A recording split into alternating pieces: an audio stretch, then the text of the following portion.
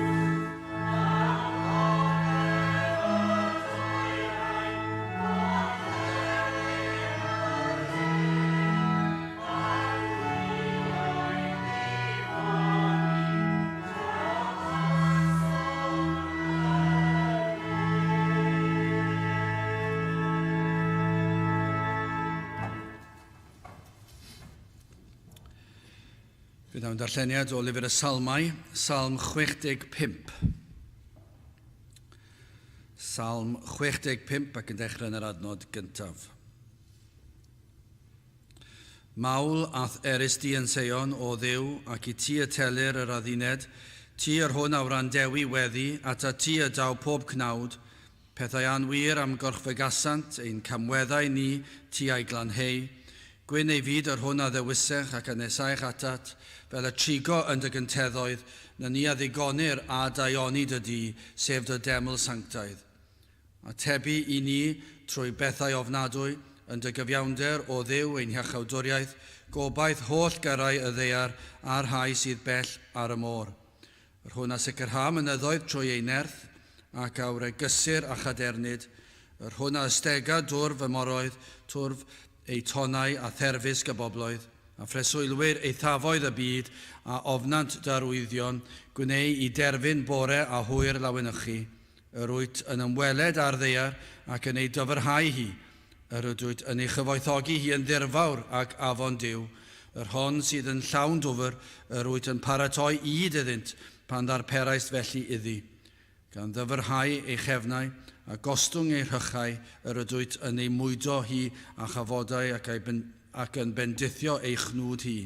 Coroni yr ydwyd y flwyddyn a thaioni, a lwybrau a ddiferant fraster, diferant a'r borfeidd yr anialwch, a'r bryniau am amrygysant a hyfrydwch, y dolydd a wisgur a defaid, a'r dyffrynoedd a orchuddur a gyd, am hynny y bloeddiant ac y canant. Byddai bendith Duw ar ei air sanctaidd Duw. Gadewch ni nawr droi at ein harglwydd mewn gweddi.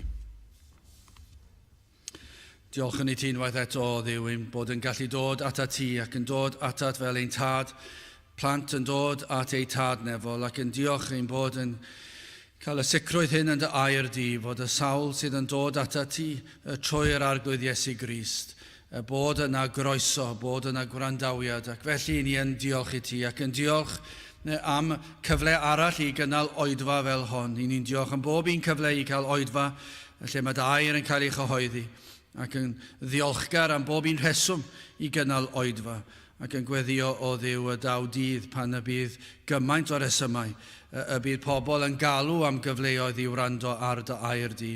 Ond i ni yn tristau o Dduw, mae cyn lleied o ddiddordeb sydd yn y wlad hon i wrando ar dy air di bellach. Does dim diddordeb am dy bethau di o gwbl, ond o Dduw i ni yn diolch i ti bod dy fod wedi rhoed yr awydd yn ein cylonau i fod yma, yr awydd yn ein cylonau i ddod i dy foliannu di ac i ddiolch i ti am dy fendithion. I ni'n ddiolchgar am y cyfnod yma o'r flwyddyn, i ddiolch i ti am holl bethau tymhorol a materol dy ofalon dros dy blant ac i ni yn diolch am yr holl bethau hyn. Ond o Dduw yn bennaf oll i ni yn diolch i ti am yr efengyl sanctaidd.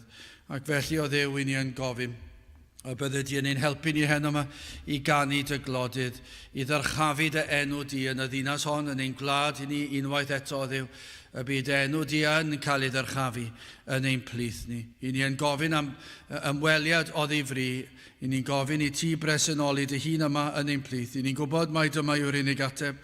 I ni'n gwybod mai dyma'r unig ffordd y gallwn ni hyd yn oed cael unrhyw beth allan o'r oedfa hon yw trwy profi o'th gwmnïaeth a'r bresenoldeb di. Ac felly o Dduw i ni yn gofyn ac yn dod ar addewidion Gerdyfron lle bod 2 neu 3 wedi ymgynnull yn dy enw di. Ac i ni yn ymddiried o Dduw bod o leia 2 neu 3 yma. Mae'n bod ni yn dod i geisio dy wyneb di. Ac felly yn gofyn i ti fod yma yn ein plith ac i'n helpu ni ac i gynhesu'n calonau ac i beri fod y llawenydd yma sydd y tu hwnt i bob disgrifiad yn cael ei brofi yn ein calonau. Felly o Dduw diogela ein hamser a bendithia ein hamser. I ni'n gofyn hyn o trwy enw ac heiddiant ein harglwydd Iesu Grist. Amen. Gydewch ni nawr ganu emyn rhyw 730. 730 tydi sydd deilwng oll can fy nghreuwr mawr am Duw. Dyddoniau di o'm hamgylch maint bob awr yr wyf yn byw. 730 yn ei sefyll i'w chanu.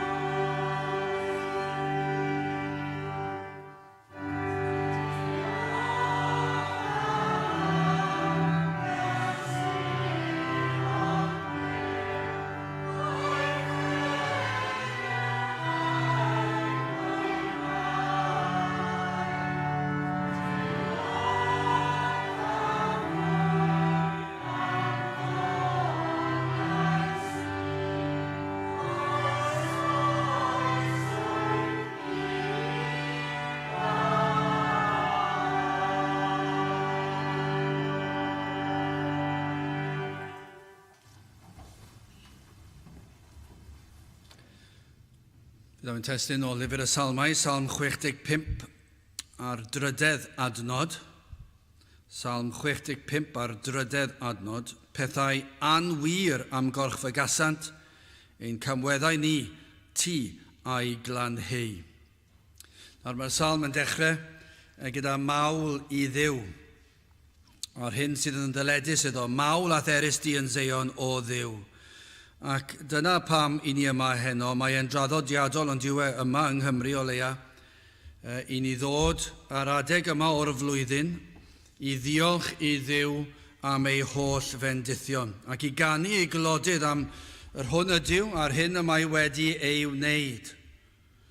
I ddarparu ni holl roddion yma mae ni'r hoed. Yr salmydd fan hyn yn clodfori Duw am fendithion ysbrydol ac am ei ragluniaethau trigarog dros yr holl byd. Ac felly dyna yn sicr I ni yn ei wneud ac yn dymuno ei wneud. Yw I ddod I ddiolch I Dduw am yr holl fendithion yma sydd yn cael ei ddarparu ar ein cyfer ni. Ond yn y gwreiddiol, fe geir y gair tawelwch yma ynglwm gyda'r mawl I Dduw. Bod ein haddoliad, efallai mai dyma fydde'r dehongliad cywir, mae yna wahanol ffyrdd o edrych arno fe, ond bod ein haddoliad gorau, y mwyaf sydd gennym, yn dawel o gymharu ar hyn yw heiddiant Duw. Fedrwn ni ddim canu ei glodydd yn ddigon uchel. Bod yr arglwydd yn heiddi ein mawl. Ceir yr ymdeimlad hefyd, efallai, o'r angen am dawelwch wrth I ni aros am ymweliadau Duw a'i fendithion. Os fi oedd na adeg erioed lle bod angen tawelwch I aros iddo ddod a'i ymweliadau o fendith, lle cyn lleied o ddiddordeb am bethau Duw bellach, dyw'r pethau yma ddim yn dod yn rhan o'i hystyriaeth nhw o gwbl yn y byd yn gyffredinol. Ac efallai bod ni'n barod yma heno, yn barod I ddechrau ein mawl a'n diolchiadau I Dduw, ac wrth aros iddo ddod lawr atom ac ymweld a'i bobl. Ond I bydde hynny yn rhywbeth. Dyma math falle o gyfarfodydd y bydde ni yn darllen amdano lle chi'n disgwyl y lleiaf. Petai rwy'n yn dweud, pa fath oedfa fyddech chi'n disgwyl? Byddech chi'n disgwyl falle oedfa gynhadledd fawr a lot o bobl yma. Byddech chi'n disgwyl rhyw fendith rhyfeddol I ddechrau. Wel, efallai mae mewn math yma oedfa lle does dim llawer o bobl, dim llawer o bobl yn ymwybodol fod y cwrdd ymlaen. Ac efallai mewn oedfa fel hon, y bydd yr arglwydd yn edrych arno ni ac yn trigarhau. Ac yn dweud, fe ddoi lawr i'w plith nhw heno. Wel, dyna'n dymuniad ni, dyna'n gweddi ni y bydd yn dod a bod y tawelwch yma nghlwm ar mawl yma heno yma. Cymaint o fendithion tymhorol gallwn ni glodfori amdano. Grandewch ar y salm yma, na I ddarllen adnod 9 ymlaen. Meddyliwch chi am yr hyn sydd yn wir ac rhaid I ni mewn oedfa diolchgarwch. Fe fydde fe'n braidd yn rhyfedd I ni beidio sôn am bethau tymhorol. Ac felly adnod 9, rwyt yn ymweled ar ddeiar. Ond nid ydyn ni'n ddiolchgar I Dduw am hynny. Ac yn ei dyfrhau hi. Ac yng Nghymru ni'n sicr yn gallu tystio I hynny. Mae'r arglwydd yn dyfrhau ein gwlad ni. Yr ydwyt yn ei chyfoethogi hi yn ddirfawr ac afon Duw, yr hon sydd yn llawn dwfr, yr wyt yn paratoi hyd iddynt pan ddarperais felly iddi. Gan ddyfrhau ei chefnau a gostwng ei rhychau, yr ydwyt yn ei mwydo hi a chafodau ac yn bendithio ei chnwd hi. Coroni yr ydwyt y flwyddyn a thaioni a lwybrau a ddiferant fraster, diferant ar borfeidd yr anialwch, a'r bryniau a ymrygysant a hyfrydwch, y dolydd a wisgur a defaid, a'r dyffrynoedd a'r chyddir a gyd, am hynny y bloeddiant ac y canad. Dim syndod o Cymru yn ymuno gyda'r salmydd I ddod I cael gwasanaethau diolchgarwch. Os ych chi'n mynd o un pen o'r wlad i'r llall, mae gyda ni fan hyn yn ein gwlad ni llawer I ddiolch I Dduw amdano. Ond ydy'r byd ddim am dymuno clodfori Duw, dydyn nhw ddim ag unrhyw awydd I ddiolch I Dduw heno, nac wythnos nesaf na'r misoedd sydd I ddod. Does dim bwriad gan neb. Chi ddim yn clywed ar y newyddion bellach nag eich unrhyw un yn diolch I Dduw am ei ddarpariaeth I ni. Na gyd I ni'n clywed yw'r sôn yma dydd ar ôl dydd, yw'r cytundebau yma o'r dewisiadau gwleidyddol, pa bynnag ffordd I chi'n pwyso pa ots mae'n neud, nag yw'n diflasu chi'n clywed nhw'n sôn bod os I chi'n neud hyn, fe newn ni addoch i'r arian yma, os newch chi'r llall, fyddwch chi'n colli'n mas yn ariannol, a dyna yw'r holl drafodaethau. Ac yng nghanol hwn I gyd, does neb yn diolch I Dduw am y bendithion yma I wedi'i rhoi I ni. Ond yn drist iawn efallai, yma'r eglwys ar hyd ein gwlad ni heddi, ac yn ystod yr wythnosau nesaf yma, falle yn ystod y dyddiau sydd yn dod nawr, bydden nhw'n cynnal eu gwasanaethau diolchgarwch. Bydych chi'n mynd ar hyd a lled y wlad, mi fyddech chi'n gweld falle hanner awr 7 ar ryw noswaith, fydd goleadau'r capel mlaen, a falle fydd 'na 2 gar wedi parcio tu fas. A fydd 'na chydig o hen wragedd, falle chydig o hen ddynion yn dod ac yn dod mewn i'r capel. Falle bydd eu wyresau nhw wirion yn dod gyda basged o ffrwythau ac yn ei gosod yn y blaen. A fydd neb yn dod. Llon llaw o bobl, a fydd 'na gapel bach arall, falle 20 milltir arall mewn rhyw bentre bach, a fydd 'na ole bach ymlaen, a falle ddim yn y capel, bydd efo 'na nefestri yn y cefn, a fydd 'na ryw wasanaeth. Efallai bydd 'na rywun wedi perswadio ryw ysgol rhywle I ddod I helpu'r achos mwyn cael ryw fath o oedfa, a fydd 'na falle 15, 20 efallai yn dod ynghyd ac yn cynnal I gwasanaethau. A triennus yw mae dyna yw'r lefel ni wedi dod, lle beth oedd yn y blynyddoedd a fi, cannoedd ar gannoedd yn dod I oedfa hon. Falle bod 'na rhai capeli bellach lle maen nhw'n dweud, wel, newn ni gynnal yr oedfa tro yma, ac fe fydd pob un eglwys o fewn 30 milltir yn dod I helpu'r oedfa honna I gynnal I gwasanaeth diolchgarwch, ac efallai fydd 'na gynulleidfa o 40. Pwy a wyr, dwi ddim yn gwybod. Tybiwn ni mae rhywbeth felly fydd I, falle bod chydig bach yn well, siwr o fod, chydig bach yn waith. Ond gobeithio mai nid dyma be fydd yn wir am y mwyafrif, ond dwi'n ame falle mai dyma be fydd e. Bydd rhain yn dod I ddiolch I Dduw am afalau, ac am ffrwythau, ac am lysiau, ac am gnydau yn unig. Tybiwn ni. Efallai bydden nhw'n ddiolchgar am fywyd ac am anadl. Efallai. Ac efallai mae dyna, ac mae hwnna'n bwysig, ac I ni'n gwneud hynny, ac I ni'n ddiolchgar I Dduw am y bendithion hynny. Ond dyna driennus, os mae dyna I gyd, fydd y diolch. Nid yn unig yn diolch iddo am pethau materol, am ei ragluniaethau, ond am ei drigareddau ysbrydol. Wel, hoffwn ni edrych ar y salm yma'r rheswm I ni wedi dod I gynnal ein gwasanaeth diolchgarwch ni. Mae'r arglwydd yn wrandawr gweddi, felly gwrandawr gweddi yn gyntaf, glanhawr enaid yn ail ac yn olaf gwaredwr tragwyddol. Wel, gwrandawr gweddi, adnod 2, ti yr hwn a wrandewi weddi, ata ti y daw pob cnawd. Gai ofyn, ydyn ni wedi dod yma heno I ddiolch am ei drigareddau yn ein gwrando ni. Ydych chi wedi dod a gallu dweud diolch I Dduw ei fod wedi gwrando ar ein gweddi ni. Rhyw bryd yn ystod ein bywyd ni, ein bod ni'n gwybod ei fod wedi ateb, nid yn unig gwrando, bod wedi ateb ein gweddi ni. Gan beth ni'n deall fan hyn, mae Duw yn gallu clywed pob un gweddi, a does dim ots o ba le y daw mae e'n clywed pob un gweddi. Mae e'n clywed yr hefygwr, yr un sydd yn rhegi, yr un sydd yn defnyddio enw Duw fel rheg. Mae e'n clywed ei gweddi nhw mewn cyfyngder. Pa mae'r rheini yn ofnus. Llwch chi ddychmygu rhai sydd yn defnyddio enw Iesu Grist fel rheg, yn enwi Duw fel rheg, ac yna efallai yn gwynebu rhyw argyfwng, rhyw salwch, newyddion trist, rhyw ofn, falle mewn damwain. Allwch chi ddychmygu, maen nhw'n gweld y ddamwain ar fi'n digwydd, ac yna maen nhw'n gweiddi allan I Dduw I helpu nhw. A allwch chi ddychmygu yn dro ar ôl tro, sawl gwaith, bob dydd, bod yna rhywun efallai sydd wedi mynd I dragwyddoldeb, ond cyn mynd mewn I dragwyddoldeb, bod nhw'n dweud, o, Dduw helpa fi.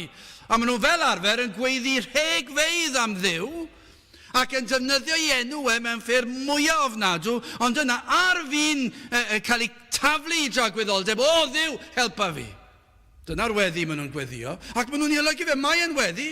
Dyn nhw ddim yn rhegi nawr. Maen nhw'n meddwl, os oes yna Dduw, helpa fi, paid a gadael i fi farw nawr, ac yna mae'r hwyr maen nhw'n marw. Ond mae'r heina'n cael ffeindio mas yn reit gloi.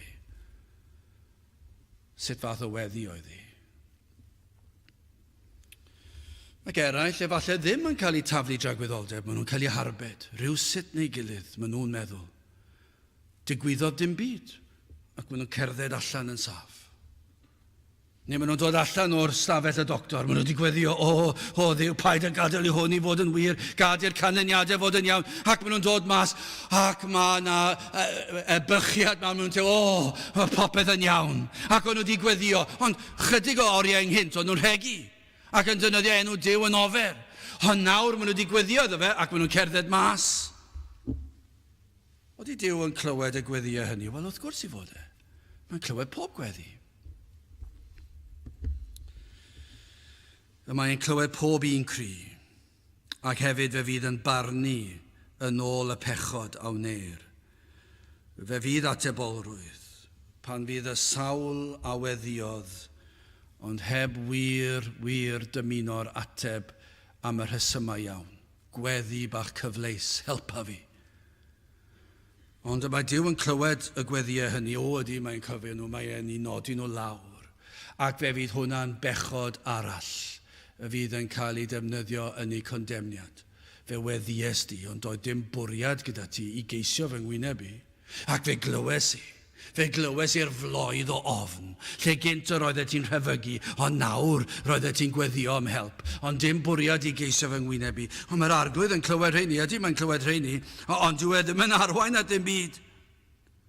Ond mae'r arglwydd hefyd yn gallu clywed cri o'r galon, yr enaid gwan sydd yn llawn ansicrwydd ac amheuon ac ofnau, ac yna pan mae'r ysbryd glân wedi dechrau agor llygaid yr enaid, pan mae'n dechrau sylweddoli'r hyn ydyw, pan mae'r enaid wedi gweld mymryn o'i bechod, ac mae wedi dechrau deall pam bod yn ymddwyn fel ag y mae e. Mae wedi dechrau gweld pam fod na duedd naturiol drwy'r amser, at hunanoldeb a balchder. Ac yna mae yna rhyw gri yn yr enaid. Pan mae'r enaid yn dechrau sylweddoli bod yr hyn i gyd yn wir oherwydd mae pechadur yw. Ac pan mae'n dechrau sylweddoli mae pechadur yw, bod yna rhyw weddi fach yn dechrau dod o'r galon. Gan amla mae e'n un dawel, dihyder, ofnus. Ac efallai dyw'r weddi yma ddim yn disgwyl gwrandawiad. Nid gan ei fod yn cwestiynu cariad Duw, ond oherwydd fod yn gwybod nad yw yn heiddi gwrandawiad. Ond mae yna rhyw weddi fach dawel. Helpa fi. Dwi ddim yn gwybod pa le i droi. Dwi'n llawn pechod. Dwi'n yn heiddi dim. Ti, yr hwn awran dewi weddi, ata ti y daw pob cnaw, daw pob math o bobl ato. O bob cefndir, o bob cwr o'r byd. Efallai bod rhai'n meddwl, ond falle nid fi. Efallai meddwl bod nhw wedi ymdrybeiddi mewn pechod, ymhechode'r byd yn ormodol, bod nhw wedi troi at bethau brwnt y byd, at bethau balch y byd, ac wedi troi cefn ar Dduw, ac yn meddwl, fydd Duw ddim yn gwrando arna fi, ac felly yn credu na fydd yn gwrando, fydd e byth yn gwrando.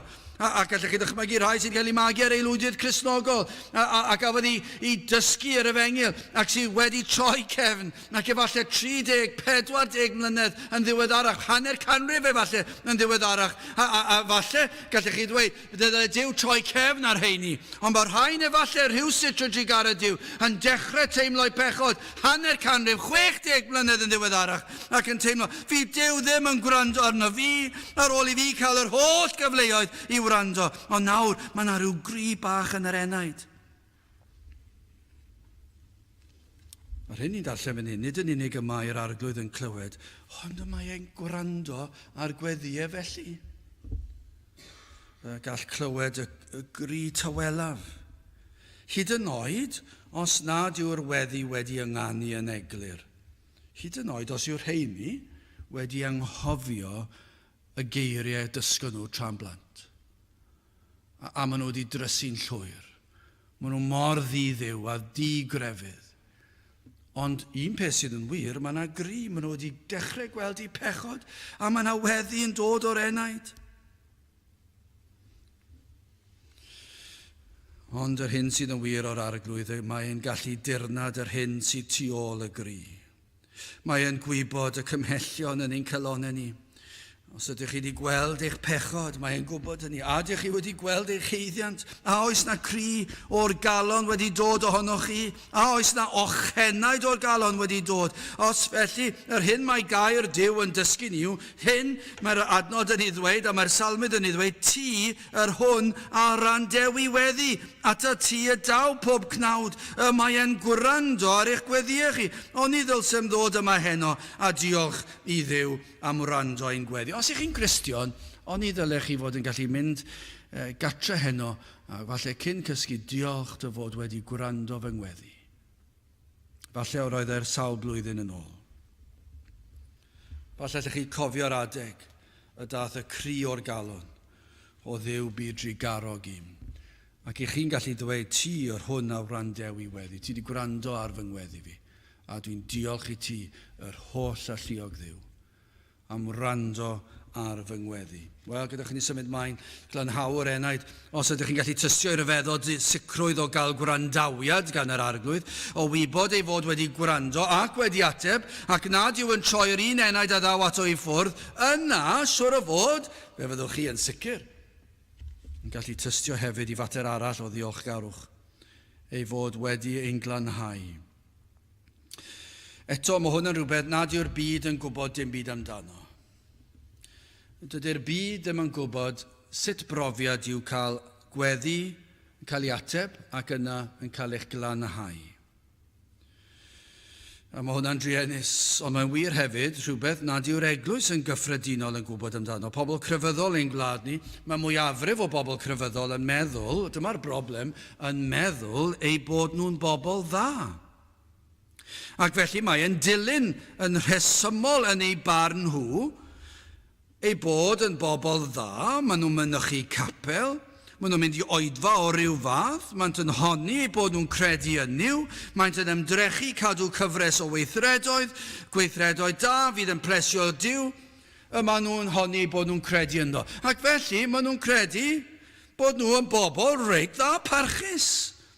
Maen nhw'n credu ac yn sicr o hyn bod nhw'n well na neb arall. Mae crefyddwyr Cymru yn meddwl mae pobl dda dyn nhw. Petai chi mynd i siarad am mwyafrif o bobl yn ein gwlad ni ac siwr fod unrhyw wlad arall o bobl sydd heb ddeall ar y fengil, ond sydd yn mynd i capel, mi fydden nhw'n meddwl mae pobl da ydyn nhw, pobl caredig. Mae pobl yn gallu dweud, petai nhw yn marw ac angladd yn cael ei drefnu ar eu cyfer nhw, mi fydda pobl yn rhesu lan ac yn dweud pethau da amdanyn nhw. O, os fi oedd na Gristion, mae hwn yn Gristion pam? Achos roedd e'n helpu gymdogion e. Roedd e'n mynd i'r capel, wedi mynd i'r capel erioed, gwybod i emynau fe ac yn gwybod hyn i gyd. A fydd yna restr hir o bethau da mae'r gymdeithas yn ei ddweud amdano fe. Wastad gyda gwen ar ei wyneb e. I embarod i gymwynas unrhyw bryd. Ac felly dyna beth yn ôl nhw yw diffiniad o bod yn Gristion. Ac felly dyna pam i ni'n gallu dadle. Dydy crefyddwyr ddim yn deall beth yw cael ei glanhau. Achos pam bydde pobl dda yn cael ei glanhau. Ond mae'r salmydd yn dweud yn y drydedd adnod, pethau anwir am gorch fygasant, ein camweddau ni ti a'i glanhau. O, mae hwn yn estron i bobl crefyddol. Nid ydy'n erioed wedi ystyried ei gweithredoedd fel bratiau bydron.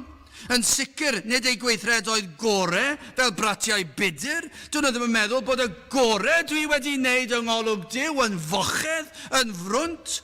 Ond i'r Cristion yn ôl gair Duw, neu'r ceisiwr, yr un y mae'r ysbryd glân wedi agor llygaid ei enaid i weld ei wir gyflwr, i hwnnw nawr, neu mae wedi teimlo pwysau ei ogrwydd ei bechod, fel mae Pantycelyn yn dweud, fel mynyddoedd byd. Ydych chi erioed wedi teimlo ei ogrwydd pechod fel mynyddoedd byd? Ydy hwnna'n wir ohonoch chi, bod chi'n gallu dweud i chi deimlo pwysau a bryntni eich pechod? Profi'r ymwybyddiaeth eich bod wedi dod yn fyr o goniant Duw. Dyna chi her I grefyddwyr Cymru heddi. Os na'r rhai yn gwrando, a ydyn nhw wedi profi eu bod nhw'n fochedd ac yn heiddi condemniad tragwyddol. A ydyn nhw'n gallu dweud eu bod nhw wedi profi yr ymwybyddiaeth eu bod nhw wedi dod mor fyr o goniant Duw. Ac mae dyna sydd yn wir am bob un o'i gweithredoedd, o bob un o'i geiriau ac o bob un o'i breuddwydion, bod y cyfan yn dod yn fyr o goniant Duw.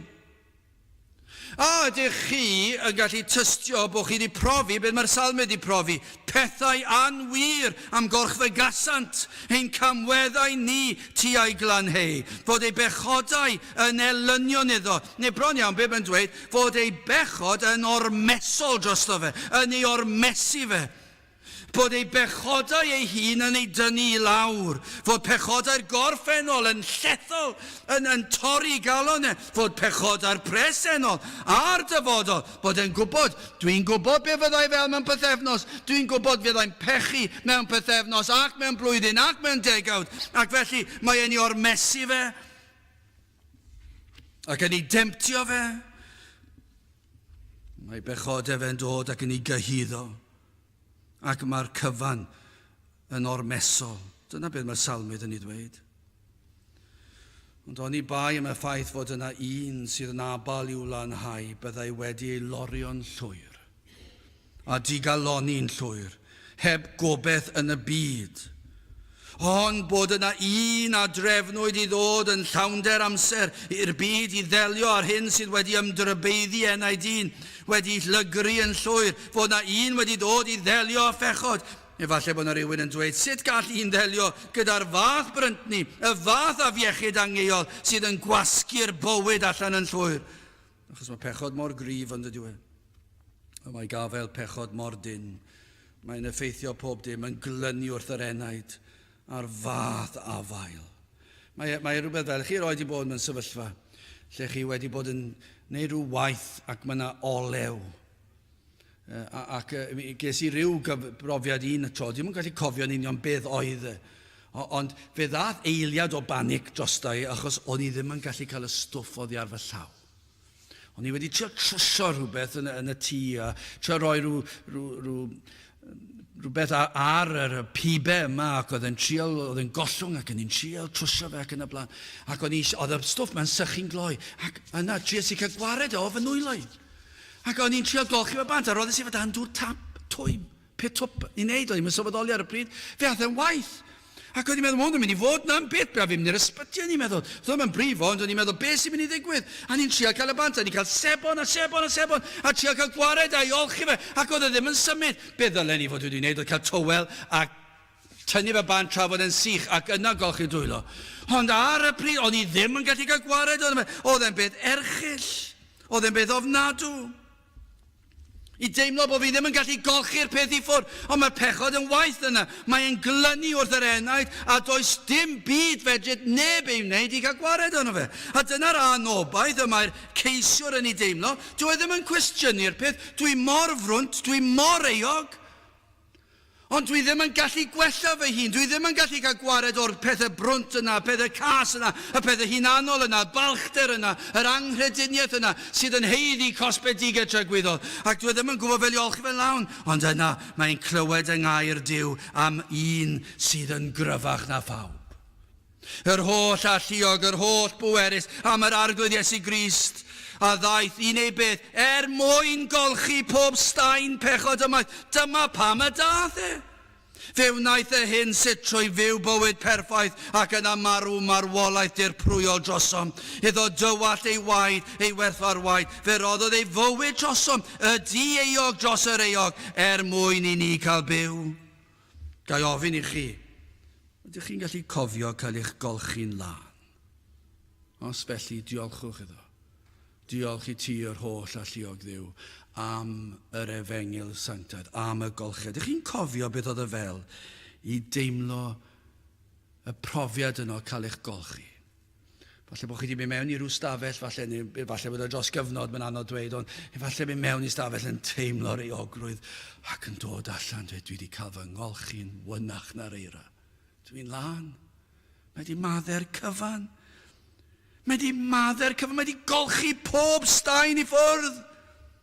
A ydych chi wedi dod at ffynon sydd wrth droed y groes a golchwyd yma pob staen. O, mae hyn oll yn fater o lawenydd y Cristion, mater o ddiolchgarwch pan ddaw'r dydd ofnadwy ar ddiwedd amser, fe all pob Cristion wynebu, pob un cyhyddiad a ddaw yn y llys dwyfol, pa bynnag cyhyddiad fydd yn dod, fe fydd y Cristion yn gallu dweud, diolch i ti yr holl alluog Dduw am y golchiad. Pethau anwir am gorchfygasant, ein camweddau ni, ond sylwch hwn, ti a'i glan hei. Mae'n debyg iawn i'r hyn a ddywedd y salmydd yn Salm 32 adnod 1. Gwyn ei fyd y neb yma ddeuwyd ei drosedd ac y cuddiwyd ei bechod. O na fydd yna wasanaethau diolchgarwch ar hyd a lled ein gwlad ni yn ystod yr wythnosau sydd yn dod, ac y byddant yn dod i ddiolch i Dduw am y ffrwyth a'r llysiau ac am fywyd ac am bopeth arall, ond yna'n fuan iawn fyddan nhw'n canolbwyntio diolch i ti am y groes. Am faddeuant pechodau, dy fod ti'n gallu golchi fy mhechodau yn llwyr lan. Diolch fy mod wedi cael fy achub o golledigaeth hyd tragwyddoldeb. Dyna'r efengyl, dyna'r prif pwnc ein can. Dyna beth yw'r prif reswm cael oedfa ddiolchgarwch. Diolch am bopeth da ni yn, ac i ni yn ddiolchgar am rhain i gyd, ac i ni gobeithio yn ddiolchgar bob un pryd bwyd yn dweud gras bwyd. Dyle fod yn ddiolchgarwch bob un, brecwast, cino, te, swper. Diolch i ti am y bwydydd yma rwy ti wedi darparu mi. Ond hefyd, beth yw'r pwnc mwyaf, diolch i ti am iachawdwriaeth. Wel, gadewch ni symud ymlaen yn sydyn ac yn fyr i orffen. Mae gyda ni waredwr tragwyddol. Wel, ni wedi cael eg tair gwaith, gwrandawr gweddi. Ydych chi gallu profi hynny? Gobeithio bo chi os chi'n Gristion. Os ych chi'n Gristion, mae Duw wedi gwrando eich gweddi. Yn ail glanhaw'r enaid. Os ych chi'n Gristion, mae'r arglwydd Iesu wedi glanhau'r enaid. Ac yn anolaf, mae gennym ni gwaredwr tragwyddol. Adnod 4. Gwyn ei fyd ar hwn a ddewisech ac a nesaech atat, fel y trigon dy gynteddoedd, nyni a ddigonir a da ioni dy di, sef dy deml sanctaidd. Gwyn yw ein byd. Os yw hyn oll wedi digwydd i ni, gwyn yw ein byd, os gellir tystio heno i'r arglwydd o wrando ar ein gweddi ac ateb ein gweddi. Iddo ein glanhau, ein puro trwy waed yr oen. Gwyn eich byd, os ydych yn un y dywysodd yr arglwydd, iddo drefnu eich iachawdwriaeth cyn llunio'r byd cyn lledu'r nefoedd wen. Achos yma ni'n gweld y cyfan, mae'r cyfan o ras. Nad oes yr un ohonom yn heiddi dim. Dyma beth sydd yn wir o Gristion. Y mae'r Cristion yn tystio, doeddwn ni ddim yn heiddi gwrandawiad. Mae'n mater o ryfeddod i'r Cristion bod yr arglwydd wedi gwrando yn y lle cyntaf. Y mae'r crefyddol yn meddwl bod hawl cael gwrandawiad. Ond y mae'r Cristion yn rhyfeddu bod wedi cael gwrandawiad. Yn sicr, nid ydyn ni'n heiddi ateb, ond i cael glanhad hefyd, dyna ras, cael ein puro. Mae'r cyfan o Dduw, does dim byd gen i fan hyn, does dim byd dwi wedi wneud i heiddi hyn. Mae'r cyfan o ras, ei fod wedi gwrando fy nghri, fe roddodd y gri yn y galon yn y lle cyntaf. Ei fod wedi fy ngolchi'n lan, fe sydd wedi gwneud y cyfan. Ef sydd wedi trefnu'r cyfan yn rhagwyddoldeb, y drindod wrthi'n trefnu'r ffordd iachawdwriaeth. Ef sydd yn peri ein bod yn dod ato. Fel mae'r ymynydd yn dweud esau at Dduw sydd â'i mi. Gwrandewch ar y bennill yma. Mae Dduw yn llond pob lle, presennol ym mhob man. Y nesaf yw fe o bawb at enaid gwan, wrth law o hyd i'w rando cri.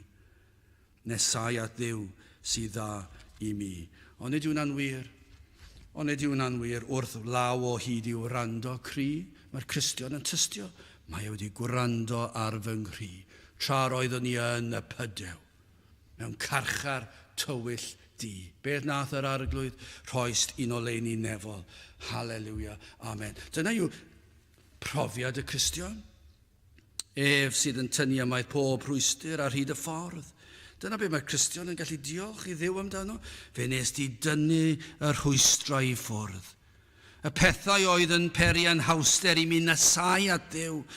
Roedd na gymaint o rwystrau i mi nesau at Dduw. Cyfeillion, ffrindiau am y rhwystro fi rhag dod at Dduw. Teulu hyd yn oed am fy rhwystro rhag dod at Dduw. Fy ngwaith, fy mhleserau, temptasiynau yn dod ar fy nhaws i fy rhwystro i rhag nesau at Dduw. Ond yna, fe nath tynnu'r rhwystrau i ffwrdd. Mae'n arwain trwy waith yr ysbryd glân ac mae'r llwybr yr enaid. Mae'r ysbryd glân yn arwain yr enaid at le, at Grist.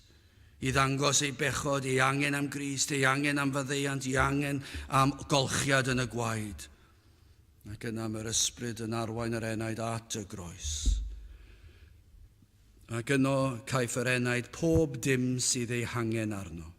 Gwyn ei fyd, yr hwn a ddewysech ac yn nesaich atat, fel y trigo yn dy gynteddoedd. Na ni a ddigonir ad a ioni dy di, sef dy deml sanctaidd. Mae'r Cristion yn cael trigo yng nghynteddoedd yr arglwydd yn ei bresenoldeb, ac fe gaiff ei ddigoni. Dyna beth sy'n y wir o'r Cristion. Mae'r Cristion wedi profi'r argyhoeddiad o bechod, a'r cri o'r galon o Dduw byd drigarog i. Yna mae wedi cael ei arwain gan yr ysbryd glân at droed y groes, ac mae'r enaid yn gofyn o Dduw golch fy enaid i'n lan, ac mae'r gwaed yn llifo, ac mae'n cael ei olchi'n wynach na'r eira, ac yna mae'r arglwydd yn rhoi ei glogin o gyfiawnder drosto fe, ac yn ei fynwesu fe, ac yn agosau ato. Mi'n un nesau at Dduw, ond yr unig reswm mi'n un nesau at Dduw yw fod yn ein dwyni ato ef ei hun, ac yna mae'n ein mynwesu ni, ac yna ni'n cael trigo yn ei bresenoldeb holl ddyddiau ein bywyd. Hyd dragwyddoldeb. Dyna pam yn ni'n cynnal gwasanaeth diolchgarwch. Diolch i ti yr holl alluog Dduw am yr efengil sanctaidd. Halleluia. Amen. Gadewch i ni weddio. O Dduw, i ni yn diolch i ti am dy holl fendithion, ond yn diolch dy fod wedi gwrando ar ein cri, dy fod wedi'n golchi'n lan. Ac o Dduw bod gennym waredwr sydd yn arwain ein henaid at dragwyddoldeb. O Dduw, i ni yn diolch am yr holl fendithion yma ac yn gweddio bydde di unwaith eto'n trigarhau wrth ein gwlad. Byd drigarog wrthym o Dduw, te'r tywallt ysbryd arnom. I ni'n gofyn hyn o trwy enw ac heiddiant ein harglwydd Iesu Grist. Amen. Wel, i orffen ein gwasanaeth, gadewch i ni ganu'r emyn rhif 526 a 6526. Os gwelir fi bechadur yw ddydd ar ben fy nhaith, rhyfeddol fydd y canian newydd fydd yr iaith. 526 gyn i sefyll i'w chanu.